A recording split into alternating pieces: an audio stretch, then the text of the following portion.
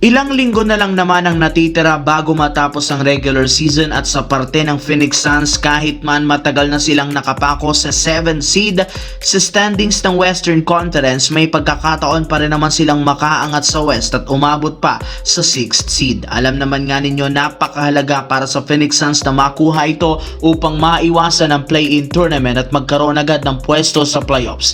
Alam naman nga ninyo, napakahirap ng kanilang magiging sitwasyon sa play-in dahil posibleng maaga pa sila ditong malaglag.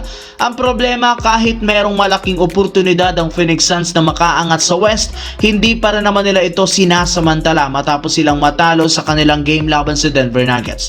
Dahil sa pagkatalo, bagsak sa 40-33 ang win-loss record kung saan umabot na naman sa 4 games ang kalamangan sa kanila ng ika-6 na Minnesota Timberwolves at lumiliit ang tsansang mahabol ito. Maraming ang nasayang na pagkakataon ng Phoenix Suns dahil sa pagiging inconsistent na team, kaya nangangamoy na makikipagsapalaran sila sa play-in tournament. Samantala, sa kabila ng nakakadismayang talo ng Lakers kahapon, nakafocus rin naman agad ang kanilang team sa susunod na laro. Nananatili pa rin sila bilang 3rd seed sa West at meron silang hawak na sapat na kalamangan laban sa mga teams na nasa ibaba. Isa pa, base sa pinakahuling inilabas na balita, ika-4 rin naman ng Lakers na may pinakamadaling game schedule bago ang regular season end. In fact, magkakaroon sila dito ng 6 na game laban sa mahihinang team o nasa ibaba ng standings kagaya ng Indiana Pacers, Washington Wizards, Brooklyn Nets, Utah Jazz, Dallas Mavericks at Golden State Warriors. Habang mayroon silang 4 na lehitimong contender na makakalaban, 2 beses sa OKC Thunder sa susunod na linggo, Cleveland Cavaliers at Phoenix Suns.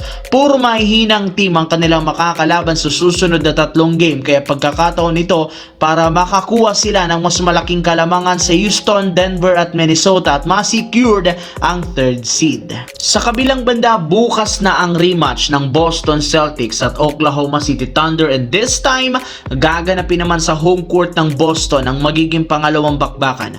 Kung inyo ngang matatandaan, naging kontrobersyal ang kanilang unang paghaharap matapos ditong matanggal si Jaylen Brown na siyang nagresulta ng panalo ng Thunder. Kaya expect na balak nito at ng buong Boston na bawian ang defending champ. Mas healthy, mas kompleto nga ang buong lineup ng Boston dahil maliban kay Nikola Vucevic, lahat available. Habang pagdating sa Thunder, kompleto na rin naman sila since wala na rin naman silang key player na nakalista sa injury report. Sa madaling salita, malinaw, magiging mainit ang labanang ito since makikita natin ang full power ng Boston at OKC Thunder sa unang beses na pagkakataon ngayong season kung saan nandito na sina Jason Tatum, Jaylen Brown, habang sina Jalen Williams at Shai Gilgeous-Alexander naman sa OKC Thunder.